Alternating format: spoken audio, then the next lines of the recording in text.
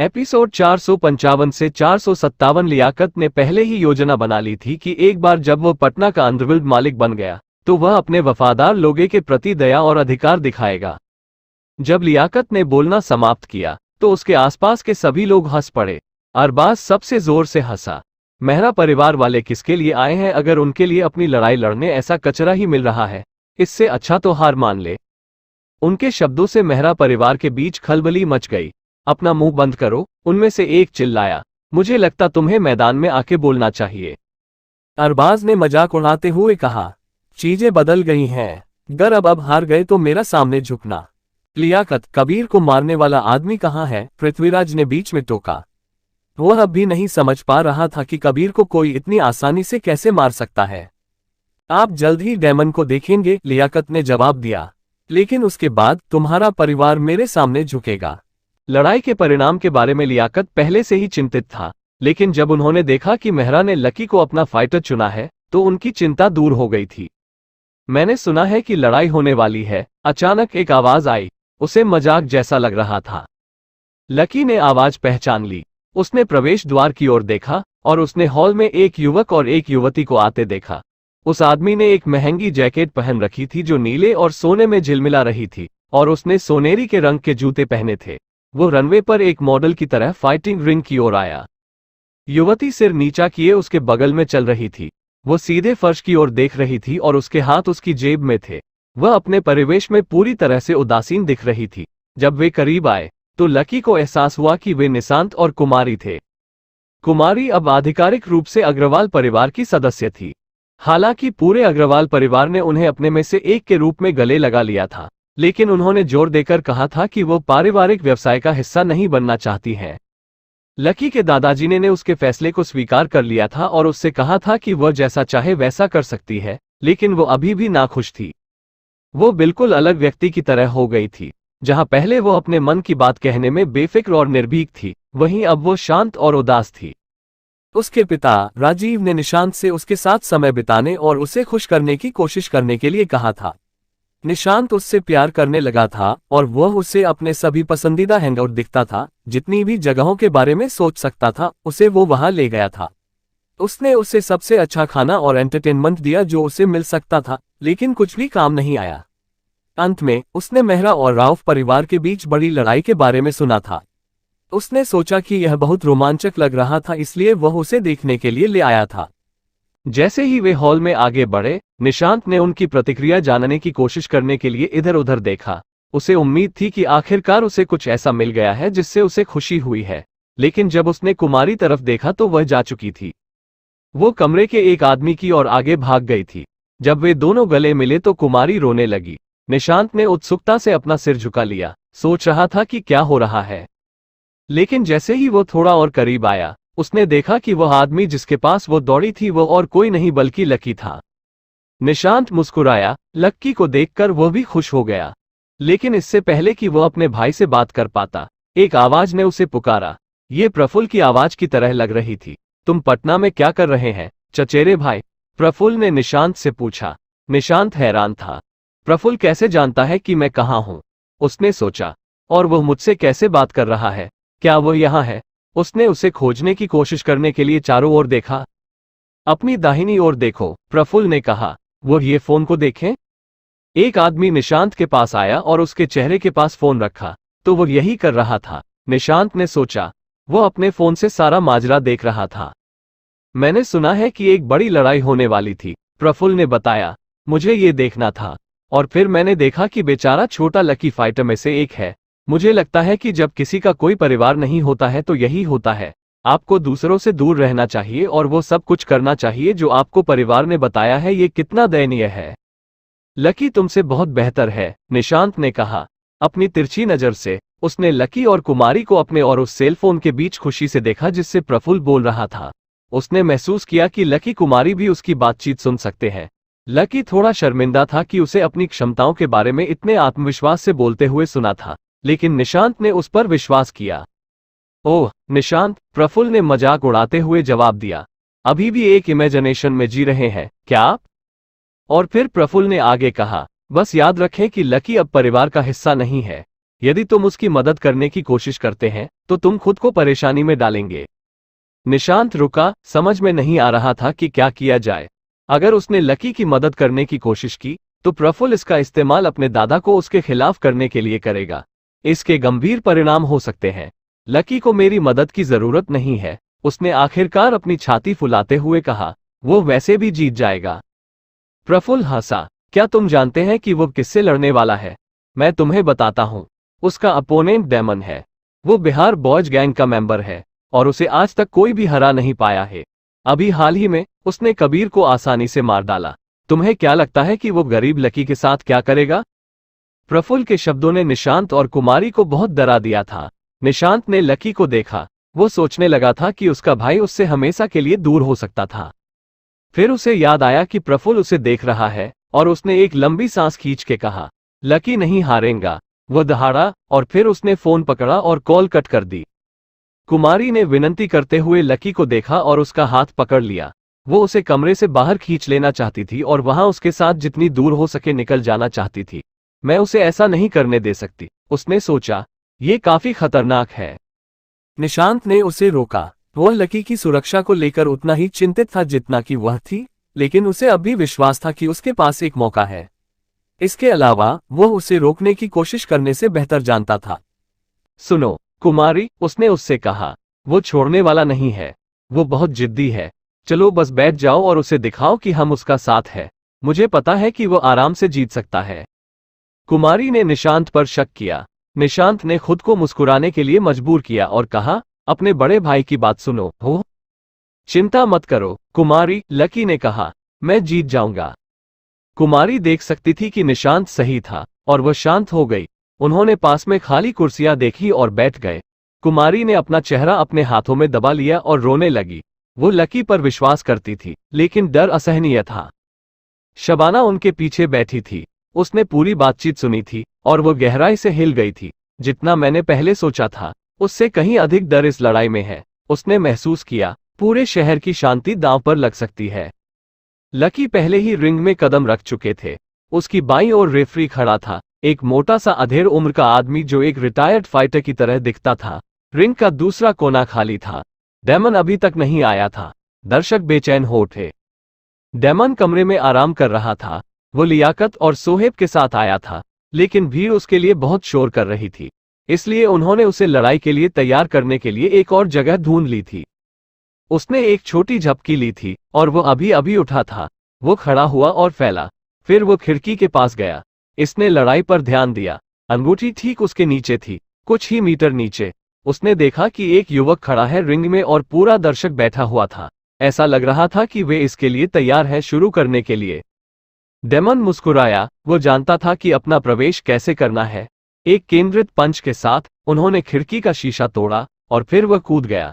वो हवा के माध्यम से रिंग में नीचे उड़ गया और फिर वो लकी का सामना करने के लिए लंबा खड़ा हो गया। पूरा कमरा स्तब्ध रह गया। बहुतों लोगों को नहीं पता था कि क्या हो रहा है और कुछ ने अपने सिर को डर के मारे ढक लिया। जब उन्होंने ऊपर देखा तो उन्होंने देखा कि डेमन वहां खड़ा है। वो मजबूत दिखाई दे रहा था और भयंकर। दर्शकों में से कई लोगों के लिए निस्संदेह लड़ाई जीत जाएगी। डेमन ने लकी को देखा और हंसा। फिर उसने दूर देखा और दर्शकों का सामना किया। लकी उसके लिए कुछ नहीं था। उन्होंने इससे भी बदतर स्थिति का सामना किया था, कुछ बहुत हाल ही में। ऐसा प्रतीत होता है कि हमारे दो लड़ाके आ गए हैं। रेफरी ने घोषणा की, लड़ाई कुछ मिनट में शुरू होगी। इससे पहले कि हम शुरू करें, मैं आपको याद दिलाना चाहूंगा कि परिणाम पर दांव लगाया जा सकता है। इस लड़ाई का यदि आप रुचि रखते हैं तो आप जानते हैं कि अपना दांव लगाने के लिए कहां जाना है। लड़ाई के बारे में जानकारी ईस्ट कोस्ट के सभी संबंधित परिवारों में फैला दी गई थी और एक सुरक्षित नेटवर्क पर स्थापित की गई थी जहां दांव लगाया जा सकता था। दांव लाखों डॉलर में होने की उम्मीद थी। दर्शकों में से कई ने अपने फोन निकाले और नेटवर्क पर लॉग इन किया। रिंग के ऊपर एक बड़ी स्क्रीन पर बेटिंग पूल की वर्तमान स्थिति प्रदर्शित किया गई थी। नए दांव चल रहे थे। कुछ लोग लकी पर दांव लगा रहे थे, लेकिन डेमन के लिए और भी बहुत कुछ था। यह स्पष्ट था कि वो पसंदीदा थे। लियाकत और सोहेब के पास बैठे सभी लोग जोर जोर से बुदबुदा रहे थे कि उन्होंने कितने का दांव लगाया था। लियाकत प्रसन्न दिखे। ये स्पष्ट था कि सभी को उम्मीद थी कि उसका लड़ाकू जीत जाएगा और वे सभी उसके अच्छे पक्ष में रहना चाहता था। अरबाज भी सबकी तरह चुपचाप बैठे रहे। उन्होंने भी डेमन पर दांव लगाया था। वो अभी भी था जिस तरह से उन्होंने उसे अपमानित किया था। उसके लिए लकी और निशांत से नाराज थे और सोचा कि यह अच्छा था। खुद कोई वास्तविक काम किए बिना बदला लेने का यह एक अच्छा अवसर है। लेकिन उसे लगा कि उसे अपने दांव का विज्ञापन करने की कोई जरूरत नहीं है। जब तक लकी की पिटाई होगी और निशांत उसे देखने के लिए वहां था, उसके पास वह होगा जो वह चाहता था। कोई प्रतियोगिता नहीं है। अरबाज ने सीधे सोहेब की ओर देखते हुए कहा, डेमन पर $7 मिलियन का दाव लगाया है। सबसे आसान पैसा जो मैंने कभी कमाया है। तभी उनकी नजर पुलिस अधिकारी शबाना पर पड़ी। उसने उसकी ओर देखा और उपहास किया, ऑफिसर, आप मेहरा परिवार के साथ बैठे हैं।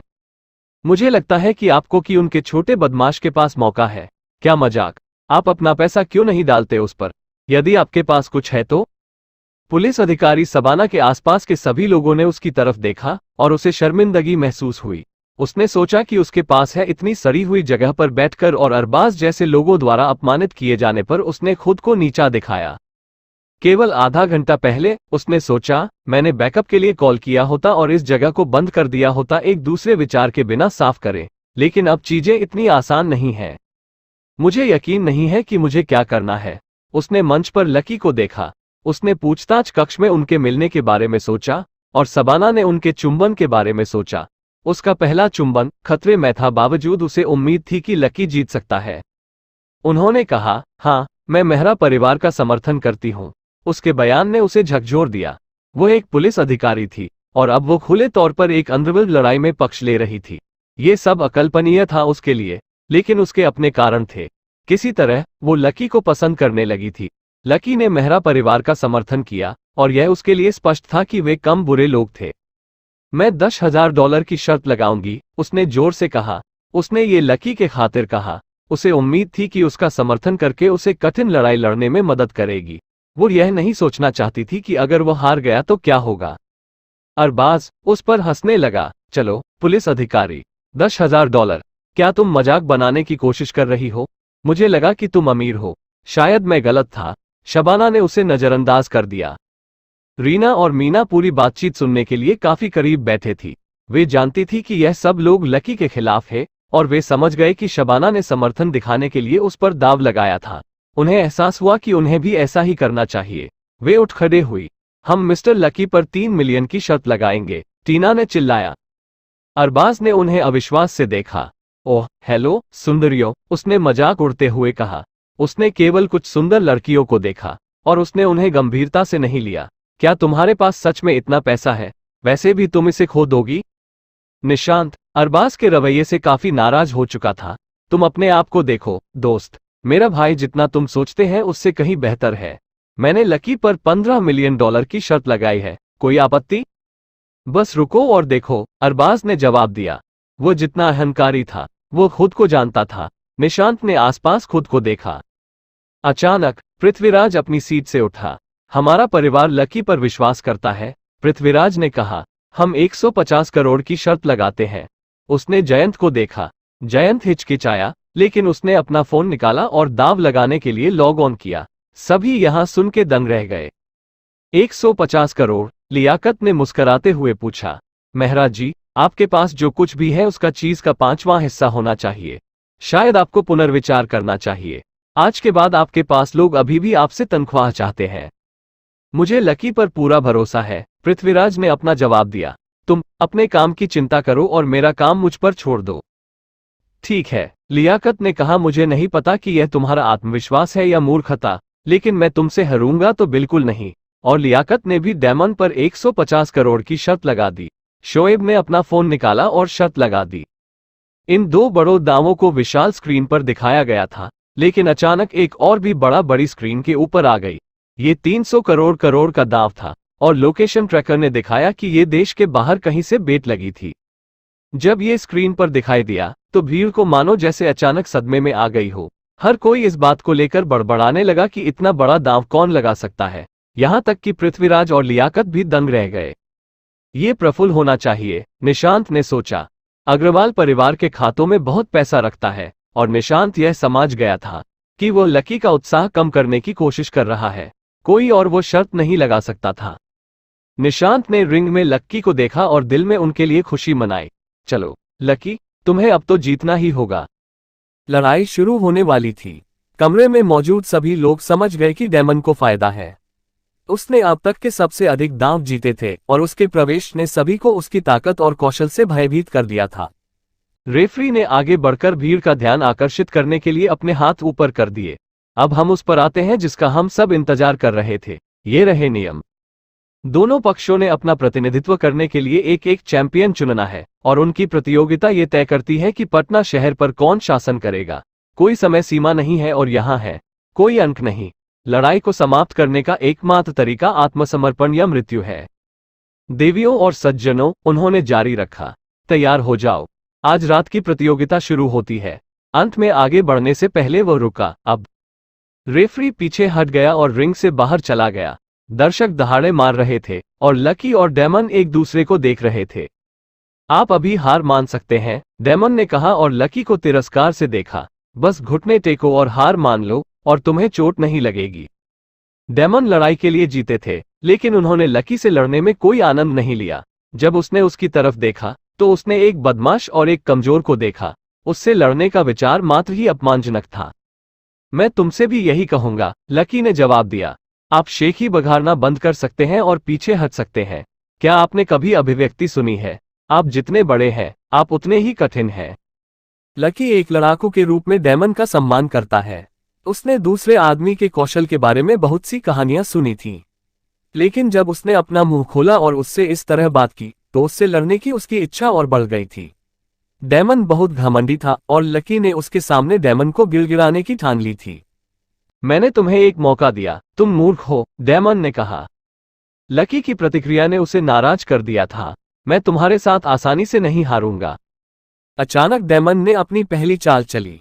लकी पर उतरते ही उसने हवा में छलांग लगा दी और अपना पैर सीधा कर लिया। वो एक भाले की तरह लग रहा था और उसका पैर एक फौलादी वजन की तरह था जो अपने लक्ष्य को कुचलने के लिए आ रहा था। लकी ने तुरंत प्रतिक्रिया दी। उसने अपने आप को संभाला, अपने हाथों को आगे बढ़ाया और डेमन का पैर पकड़ लिया क्योंकि वह उसके ऊपर आ गया था। उसने उसे सीधे अपने सामने नीचे की ओर निर्देशित किया और डेमन का पैर लकड़ी से टकराया क्योंकि यह सीधे फर्श से होकर गया था।